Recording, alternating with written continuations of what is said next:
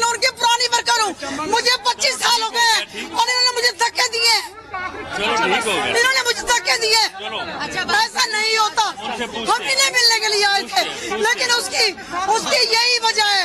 सऊद मजीद साहब कहते हैं ना, सऊद मजीद साहब कहते हैं, ये कहते हैं सिर्फ मेरे जो बंदे हैं जहाँ से मैं इलेक्शन लड़ूं, सिर्फ वो oblige हो और कोई oblige ना हो। सवाल कर लेना। चलो अब आपका ध्यान चल गया। नहीं, पीटीआई में वर्करों की इज्जत है, मुस्लिम लीग में वर्करों की कोई इज्जत नहीं है।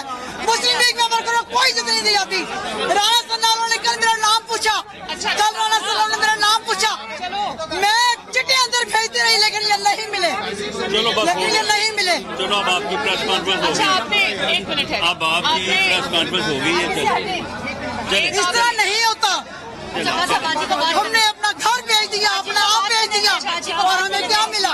बाजी को बात करने दें। अब आपने चलिए अब आप एक इधर सवाल आ किया। जाइए। अब